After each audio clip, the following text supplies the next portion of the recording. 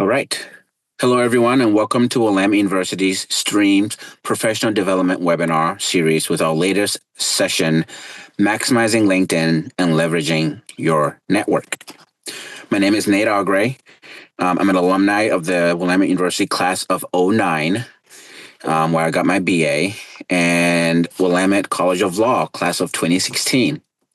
I'm a member of the Alumni Board of Directors, and I serve as the co-chair of the board's career committee.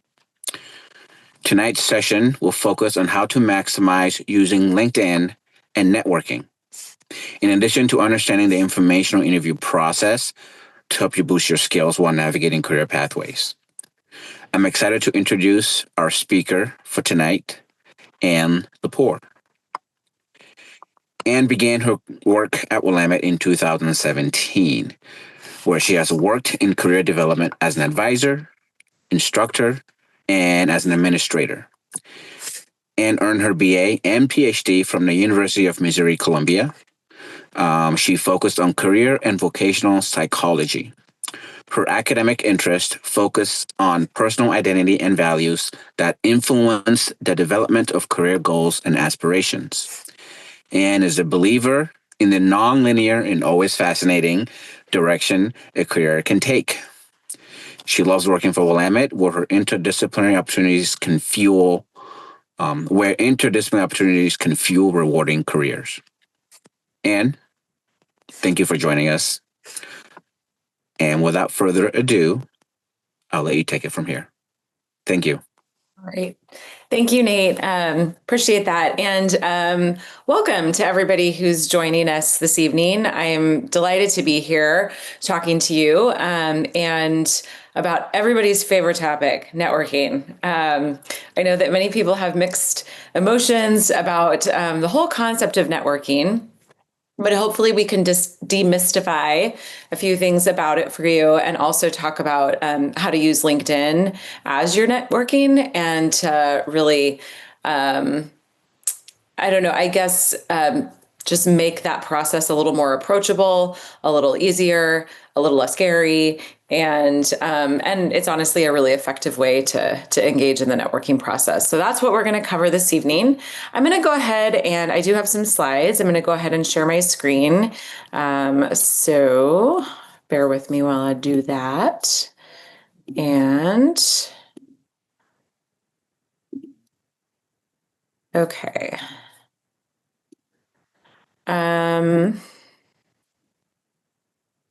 All right. Hopefully people can see this and also continue to hear me. I will keep an eye out if there's any issues with this. So as Nate mentioned, I am the executive director of, okay, good. We're all good. I'm the executive director of career initiatives at Willamette.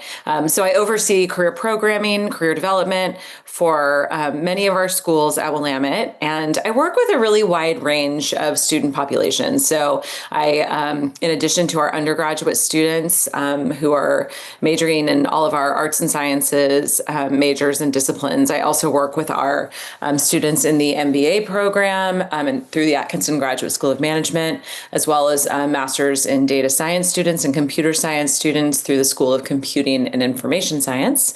And I also work with our students and alums from up at the Pacific Northwest College of Art. So I work with a wide range of students and alumni, and I'm happy to be here.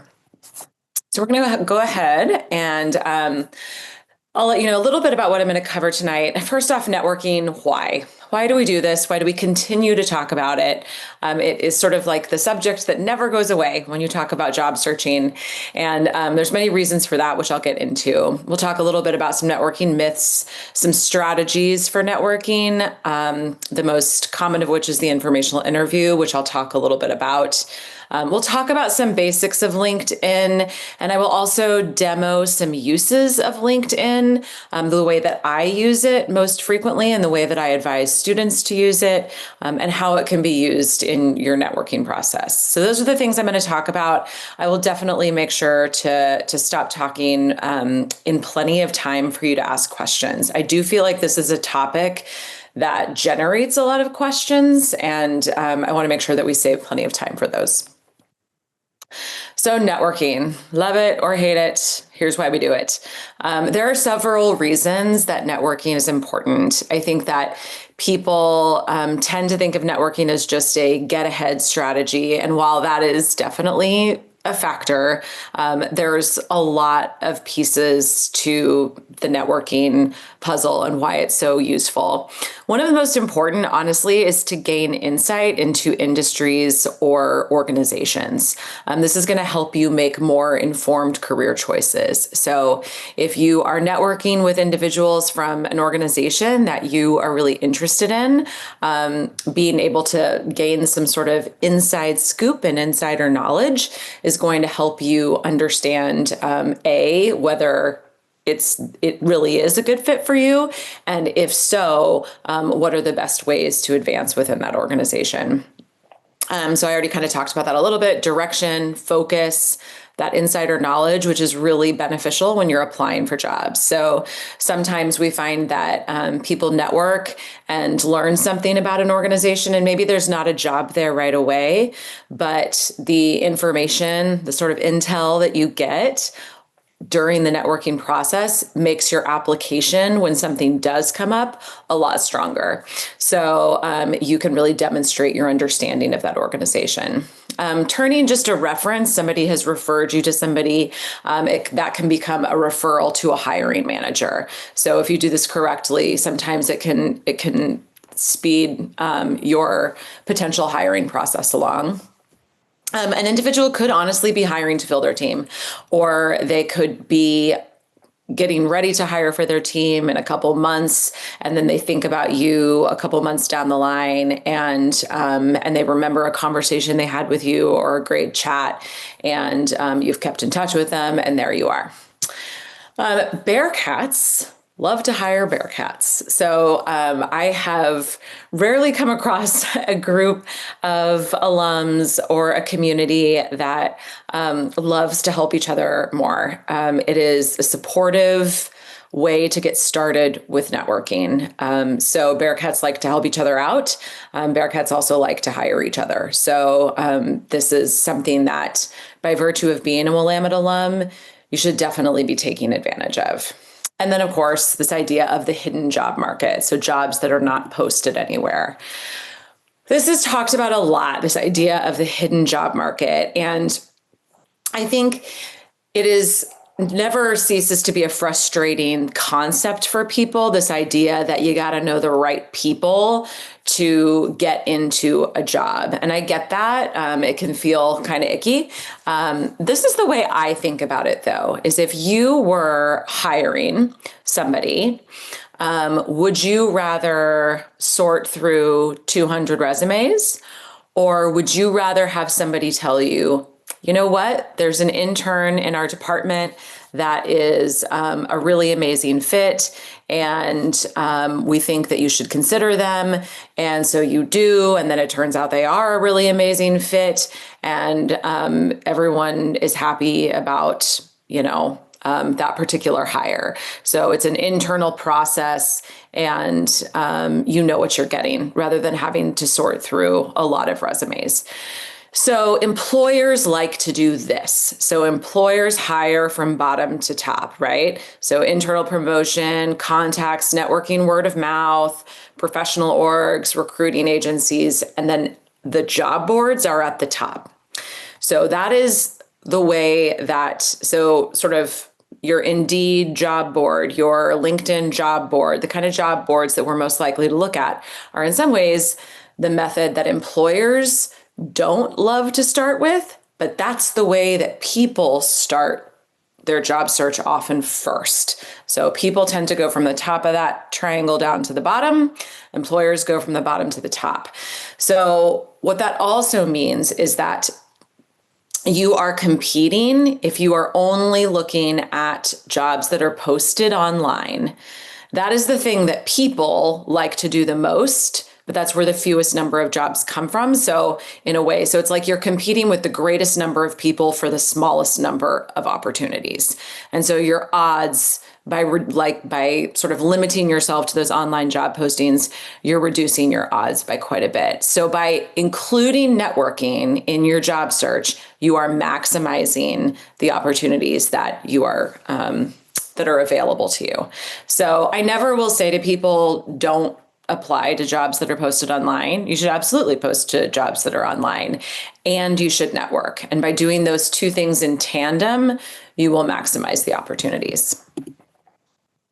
A couple of concepts that I think it's important to touch on before we get into the networking. One is, as you think about how you're going to go about networking, there's some things that you should focus on before you just dive right in and start reaching out to people.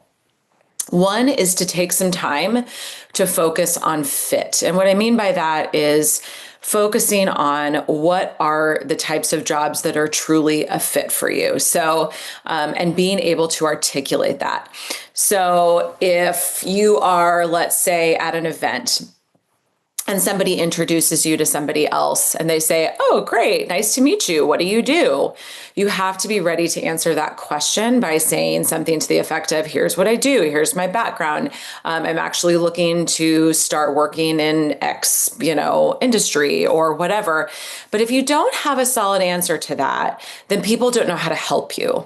So you need to figure out sort of like, people don't know how to set you up if they don't know you're looking or what you're looking for. And so you need to be able to tell someone and be open with somebody that's trying to help you about what you want, how it's a fit. So I'm really interested in working for X organization because they've always really admired their work doing whatever. So being able to articulate that when people ask you. Intentional research. So networking is a form of research. I think that's when I'm sort of demystifying the idea of networking, I think of it as relationship building, and that's helpful for some people. For some people, I just talk about it as a form of research. You are trying to understand the job market, and you are trying to understand a given organization, or you're trying to understand a specific type of role, or maybe you're trying to understand an overall industry or specific company or whatever. But it is a form of research, and using tools, networking tools, strategies to help you gain a better understanding of what you want and why you want it feeds back into that first one, this focus on fit and being able to tell other people what it is you want. And then the last thing is making sure that you are setting reasonable goals for yourself. So this feels very elementary, and I talk a lot about reasonable goal setting with undergraduates, but I think that this is a really evergreen concept. It's really easy to say, "I'm going to apply for jobs this weekend." That's a very large goal. Or "I'm going to career pivot this year." That is also a very large goal. So setting tiny goals in small chunks that you can cross off a list and feel like you're making progress is going to help you maintain momentum. So I'm going to reach out to 3 alums on LinkedIn today. That's an achievable goal. So I want you to think about sort of these small chunks of working towards your goals. So that's a little bit of groundwork to lay before you get into networking. So the first thing I think is important to say is that, yes, you have a network, but it needs a little TLC. It needs your attention. Everybody has a network. There are places that your network exists and places where you have potentially put more effort into it and less effort into it. So a lot of people have maybe their personal network. So this could be friends, this could be friends' partners, this could be family members, obviously. It could be extended family members, and it could be people that are connected to you through other elements of your personal life, maybe your, kids' school or your church or your local, softball club that you play in. These are all elements of your personal life, and those are your network. Also, your people, it's really important to think about this as can be quite distant, quite peripheral. So they don't have to be your best friend. This could be, your kids' mom's boss or something like that. But that is a personal connection. Your professional network is obviously the people that you have met professionally. That probably is pretty self-explanatory. But again, you do want to think not just in terms of like your immediate coworkers, your immediate supervisors. You do want to think a little more broadly. And sometimes these things overlap. So one personal example, I was in a period of my life when I was not working outside the home. I was, at home with kids, and I was really itchy to get back into the working outside the home world. I wanted to get back into higher education. So I knew that a fellow parent at my child's that knew my child's babysitter was also working at the same organization that I used to work at earlier on. And so we had a professional connection with each other. We also had a personal connection with each other. And those two things together made her a really strong network. And then that was one of the first people that I reached out to have coffee to begin the process of networking into working at Willamette, actually. So that ended up being really helpful.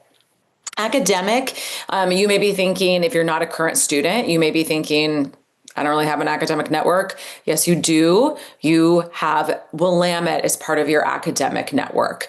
These are your former professors. These are your former classmates. Your classmates are your network. These are people that you are connected to through any alumni groups or people that you had strong relationships with when you were maybe in college or even high school. Some people go that far back. And then there's obviously other types of networks, but these are the big ones. But one thing that I think is really helpful is to do an exercise where you sort of brainstorm what are your networks. Who is your network? Who's in your network in these different categories? Sometimes if you sit down to think like, who's in my network, and you just start from nothing, it's a little bit hard to think of people. So really kind of breaking this down and trying to generate ideas of who's in each section of your network can be really helpful. And then to think about, yeah, but who have I really gotten back in touch with? Which of my network contacts do I really keep up with? Who do I give attention to? And if there are networking contacts from back in your academic days that you need to refresh that connection, that can be a good goal, and that can be another small goal that you can add to your list. These are just some general networking guidelines. I'm not going to spend a ton of time on this, but I do think just no matter where you're networking, these are important things to think about. Knowing your objective, being intentional about events or places or people that actually meet your goals. So rather than casting like this massive net, be thoughtful about it. Who actually has a connection that you are genuinely interested in building? You don't want to wear yourself out with this. So make sure that when you're reaching out to somebody, it's somebody that you genuinely want to talk to. If you meet somebody at an event, do follow up relatively quickly. You want to sort of strike while the iron's hot. And if you want to ask for something like an informational interview, you want to make sure that follow up comes really quickly. And then you want to maintain connection. A lot of times I get people saying, I don't know, I met somebody like a year ago at an event. Totally fine. They remember you. You remember them. They remember you. So it's totally fine. And even if they don't quite remember you, it's fine. You can just say, I met you at such and such event last year. I really enjoyed our conversation about XYZ. I wanted to see if we could reconnect, maybe grab coffee sometime. Jog their memory. Most likely they will remember you. And these are just some examples of places where you can network. So there are like conferences and meetups that are very low cost or sometimes even free in the community. Certainly your Bearcat alumni events, going to social events at your place of work. So if you're somebody that's maybe you have a job right now, but you're interested in kind of making a pivot, or maybe advancing within your organization or making some kind of switch within your organization. I know it can feel hard sometimes when you have a million other things to do, or you just want to go home at the end of a workday and relax. But sometimes going to those social events can be useful. Oh, look, I have free conferences and meetups twice. I apologize for that. Volunteer events, volunteering places can really put you in touch with a lot of people that you might not otherwise meet.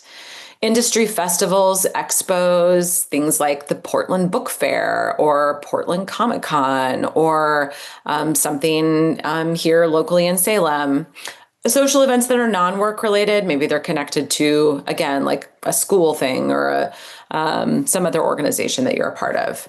And then attending info sessions if and when you can. Sometimes those are on LinkedIn. So if you follow an organization, occasionally they will have info sessions about different opportunities, and those can be good to go to.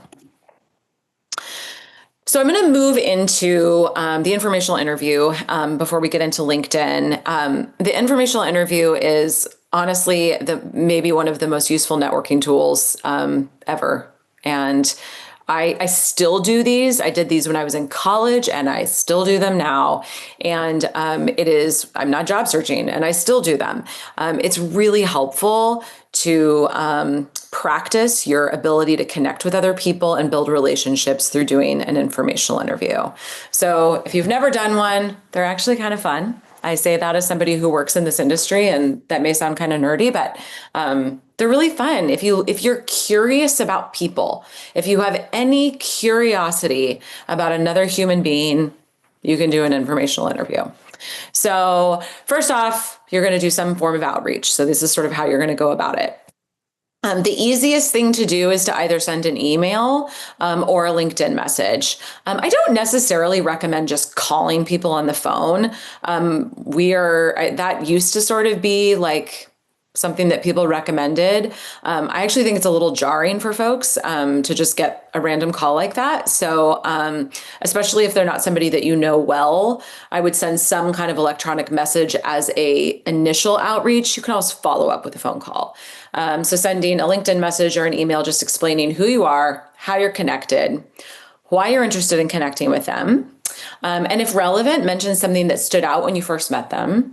If you're using LinkedIn and you're using the function where you connect with somebody, you must add a note. You get a certain number of free notes every month. I can't off the top of my head remember how many it is.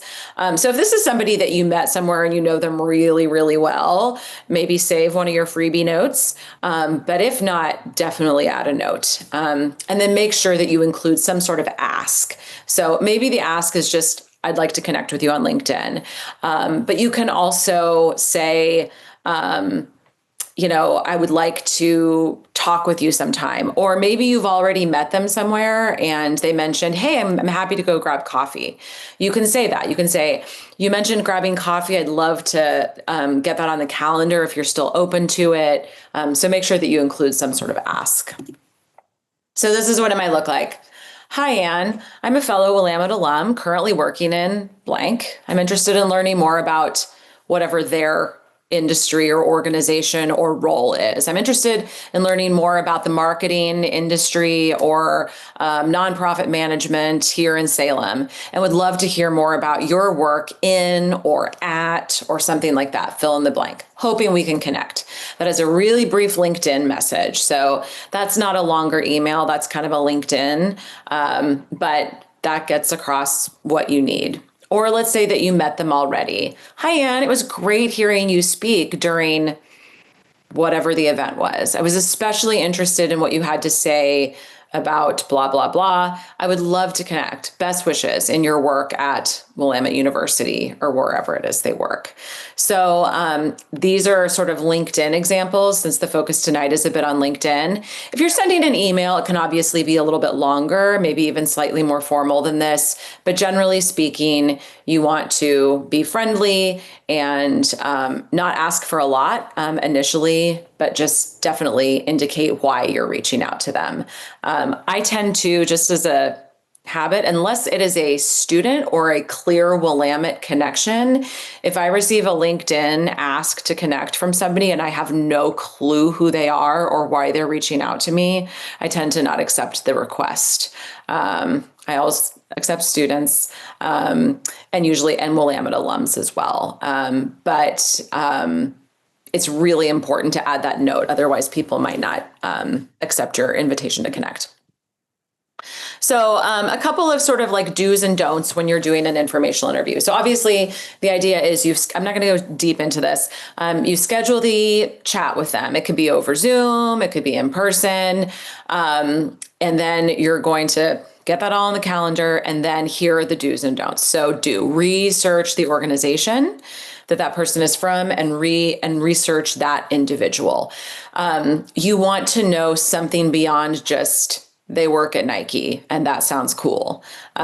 You want to know about what their role is. This is mostly stuff you can find on LinkedIn, or doing your own sort of online industry research. I'm going to talk a little bit more about how to research an organization on LinkedIn as well when we get to that portion. You do want to craft some questions in advance and have those written out and ready to ask the other person, but do be flexible. A really great informational interview, you hardly even need to look at those questions. It shouldn't feel like you're interviewing them like a journalist. You are starting the conversation, and they should honestly be doing a lot of the talking. If you find yourself in an informational interview and you're doing the bulk of the talking, something's unbalanced there. You want to make sure that you're giving them prompts because you are learning from them. Now, you do want to be ready to talk about yourself, and they will ask you questions about you that you should be ready to answer. But this is about you learning from them. This is just human nature, but they're going to feel warmer and fuzzier about you if they've gotten to talk all about all the cool things that they're doing. Be curious, be direct, ask what you really want to know, but do respect people's boundaries. This goes for also the number of times you reach out to them. So if you reach out to somebody on email or LinkedIn, maybe like twice and you're getting nowhere, just let it go. Find somebody else to reach out to. The world is a big place. But you can definitely ask a couple of times. Don't make it all about you. Like I said, they should be doing the bulk of the talking. You don't want to forget to follow up or send a thank you. So a thank you, and it can be over email. That's fine. But it's critical that you send that thank you note. Don't get too assertive with the outreach and DMs. Like maybe choose one. Don't be like finding them in like multiple places and kind of spamming them. Do not show up unprepared for the informational interview or ask really generic questions. So it's fine to ask a couple things like, tell me about your work. But then you want to be able to get in the weeds too. Like, hey, I read that this industry is going through these changes. Are you seeing that in your role? Or how are you managing that? Or how are you navigating these changes in the world of fill in the blank industry? You don't want to straight up ask them about their salary. There's plenty of ways to research salary. You don't need to ask them how much money they make. It's okay to ask some questions about advancement. Is this an industry or an organization where you can grow? Is it difficult to support yourself in the San Francisco Bay Area in this industry or something like that? There's ways to get at that. The other thing I think is really important is to be sure that you're not asking questions that invite them to say something negative about their work. This is a really common thing I see. It's fine to ask about challenges in somebody's job. What's a challenge that you faced, or what was something unexpected about your work that you weren't really anticipating, or something like that. But not like, what do you really dislike about your job? I mean, that's going to come through in other ways if there are things that they don't like, but it's important not to put somebody in the position of speaking negatively. Okay. That's like the world's quickest sort of rundown of the informational interview. I'm happy to ask or answer questions about informational interviews, but I want to make sure that I'm watching the time. And I do want to demo a couple things on LinkedIn. So LinkedIn. If you have not used LinkedIn before, it is a tool that I find, even if you're a person who doesn't love social media, it is still a really useful way to conduct career research. So you don't have to post all the time. You don't have to be hugely active on LinkedIn, but you do want to use it, and you do want to at least have a profile set up that you're ready for people to look at. We are in a hiring landscape where people are going to Google you. And the first thing that's going to pop up if you have a LinkedIn profile is that LinkedIn profile. If you don't have a LinkedIn profile, the first thing that's going to pop up could be something totally random that's maybe benign, but not necessarily like who you are professionally. So LinkedIn is a really easy way to have something that is your professional sort of niche pop up right away when somebody looks at you. So there's a couple of ways that you're going to use LinkedIn, and you want to optimize both. You want the right people to find you. So you want to have branded yourself in a way that people can find you. And then you want your profile to reflect well on you when you are looking for other people and reaching out to them. And they're like, okay, Anne Lapour is reaching out to connect with me. Let me look at her, because that's the first thing someone's going to do is say, interesting, let's look at their profile.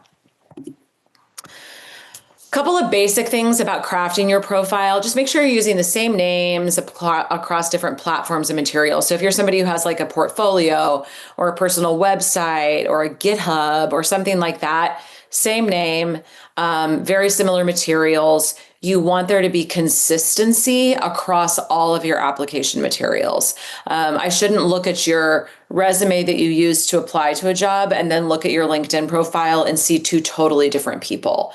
When you're job searching, it's important to sort of understand what you're looking for. Again, it's that idea of fit, and convey that to other people. You can personalize your URL. You don't have to do this, but a lot of people have LinkedIn profiles that's like their name and then a bunch of random looking numbers. There is a way to create a professional URL. If you just Google that, it's a really easy couple of steps on LinkedIn. So that then your LinkedIn profile is just your name. And you can also add different things if you have a really common name. So there's a few pieces of your LinkedIn profile that are really important to kind of spend a bit of time ensuring that they're consistent with the job search that you're conducting currently. So your headline, that's the little thing that's like right underneath your name. I'm going to show you my LinkedIn profile here in a minute, which is not perfect, and I will tell you why.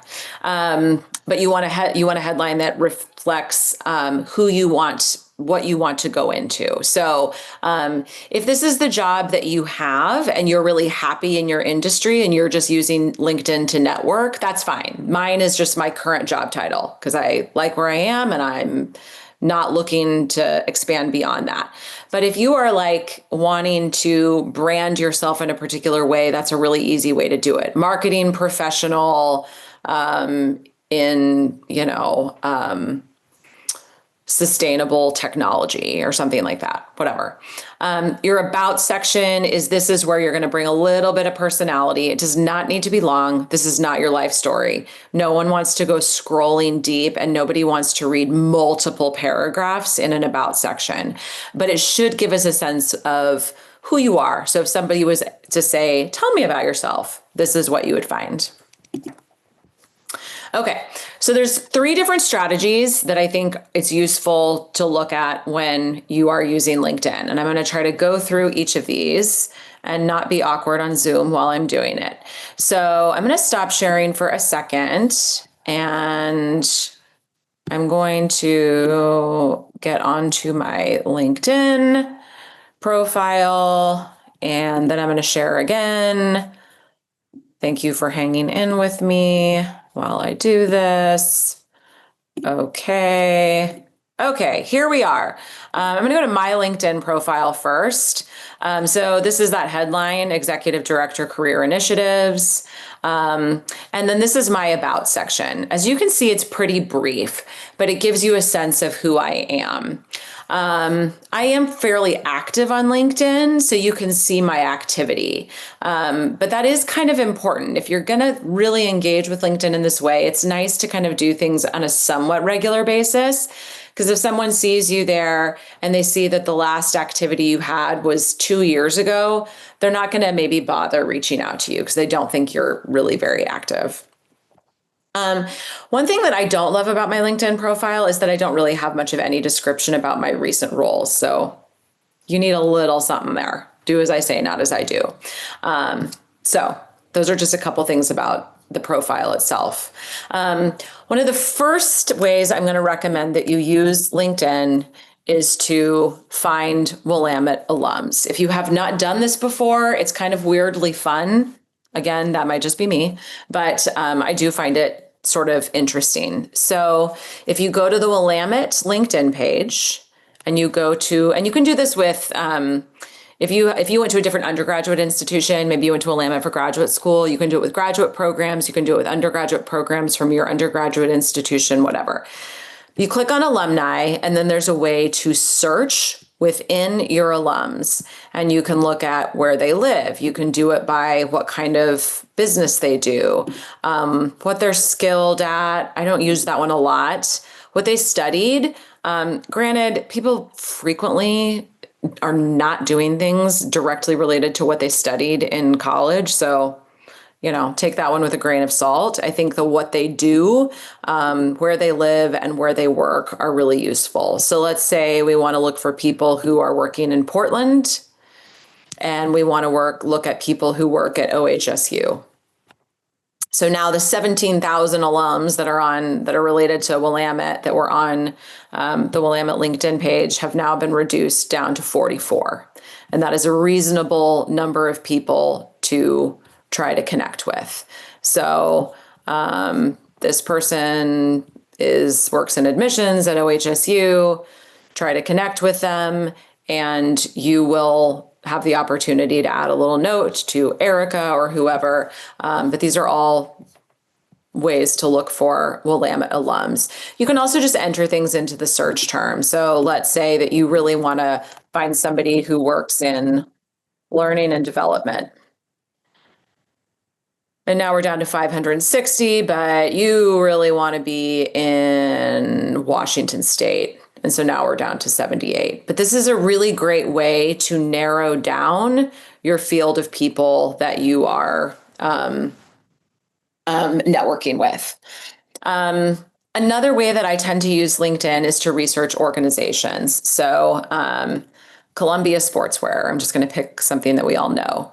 So I'm clicking on Columbia Sportswear. This is a really great way if you're heading into an informational interview to research, conduct a little bit of research. And there's a few ways that I think it can be really useful to do this. One, and this is you don't even really have to have your LinkedIn profile perfected to do this. This is stuff you can do easily, without necessarily even ever reaching out to people. So you can look at this organization. So if you look at their posts, you're going to find things that Columbia Sportswear has posted within the last couple of days. Maybe 4 weeks ago, they opened a new store. 2 weeks ago, they're showing what it's like at their Portland thing. They're doing some outdoor club thing, whatever. But you can use this to, they have a new global ambassador. Look at that. So you can use this as a way to know what's going on in that organization that goes far beyond what you're going to get on just their company website. So this is going to be more up-to-date information that you can infuse into your interviews, maybe even a cover letter. So that's really important. Another thing that you can do is just look for the people who work there. So obviously, this is not an exhaustive list, but look at that. I mean, there's 7,000 people right there.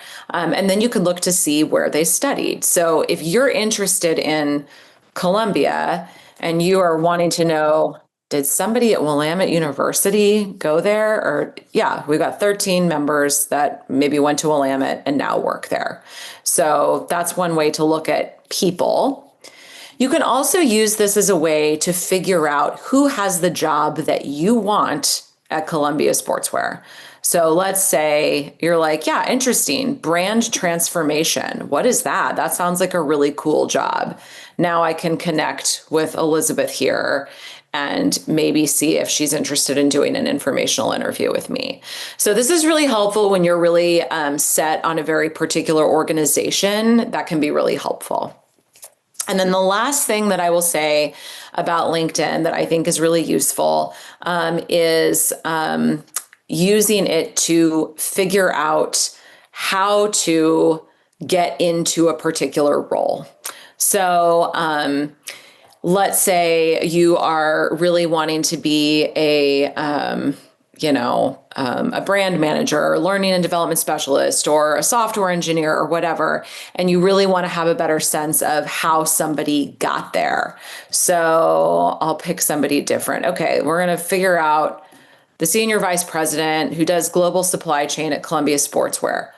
What were his jobs? So you can look to see, okay, interesting. He's been at Columbia a long time. And before that did inventory management. Okay, that's not the best example because there's only like 2 companies there. But you get the idea. You can sort of do a reverse analysis of where somebody came from, who they worked for. We're going to click on somebody else. We can find out that, okay, here we go. This is a little bit better. So we can find out that this person, worked for a recruiting agency, like an actual hiring agency, before they then went to go work as a manager at another organization, then became talent acquisition and got all the way up to senior talent acquisition. So sometimes it's helpful to see, it's like almost like a virtual version of an informational interview. And I find that to be really helpful because it can give you an idea of other companies in your geographic area that maybe you're interested in talking to. And it can give you an idea of, okay, I'm not qualified for this yet. What are my steps in between? How do I get from point A to point B? It looks like to get to my dream job, there's a couple steps in between. So this is sort of a summary of what I just showed you, but basically search alumni, research organizations, and research career paths.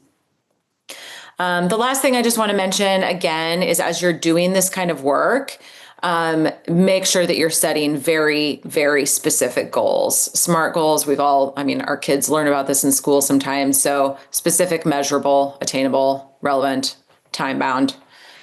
Those are some examples on the left of things that are reasonable chunks of goals to set when you are networking. And with that, I'm actually going to stop my screen share. We're at 6:45, which leaves us 15 minutes. I wanted to leave you a little bit longer, but I do want to go ahead and hop into Q&A so that I can answer your questions. That was a whirlwind. Okay, what have we got? I haven't seen any in there.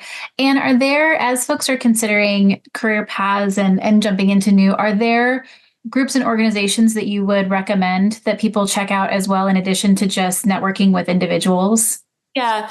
One thing that I definitely recommend that everybody do is be familiar with whatever is the professional organization of your particular industry. So there is a professional organization for everyone. And a lot of times those professional organizations have like webinars or online events. I do this a lot in my own field. So the National Career Development Association, the National Association of Colleges and Employers. Sometimes they'll even host free events. And then I've done this before actually, where I have then reached out to somebody that I heard speak, even remote, even like at a virtual conference.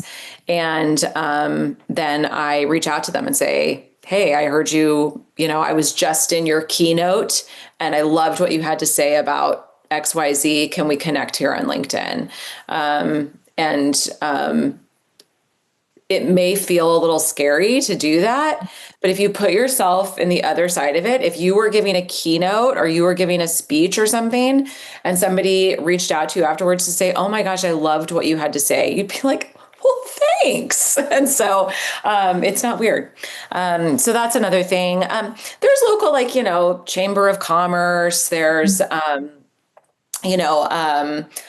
let's see, like, meetups based on various identity statuses. So, I mean, but I would say finding like places to volunteer. A lot of times those are good places to meet people or network with other people. But I actually also, this is how much I network. I have listened to podcasts before, like the nerdy podcasts that like don't get a ton of followers. But I listened to like my higher education podcasts. I had a great informational interview with somebody from like Pennsylvania because I just thought what they said on an inside higher education podcast was super cool. And I emailed them and they were like, let's chat. I'd love to talk to you. So people are really not that weirded out by it. It's just, you just have to kind of be ready to put yourself out there a little bit. Yeah. We do have a couple questions that came in. Okay. And I think there's a request to kind of repeat. It says, what did you say about profiles that made people resist reaching out to, I don't keep my profile updated? Yeah, I think the thing that is what I was talking about there was sometimes if you have a LinkedIn profile, and this has probably happened to you all, and maybe you look somebody up.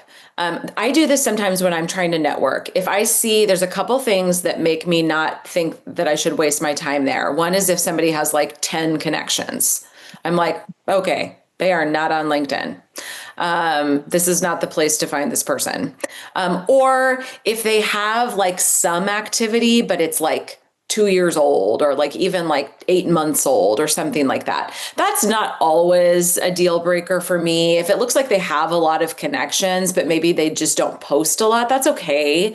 But I do think you need to have some like evidence that you are actually on LinkedIn. So if you're going to use it, I would commit to getting on there relatively regularly. And that's a nice small little goal that you can set for yourself.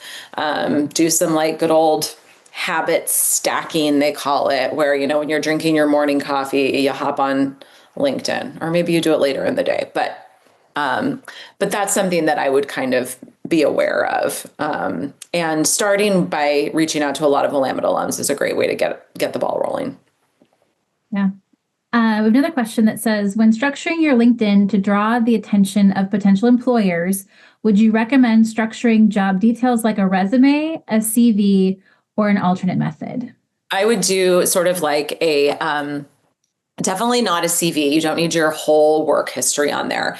It should be kind of a snapshot of not where you've been, but where you want to go. So in the same way that your resume should be a marketing document that markets you into the job you want, not just a historical record of what you've done.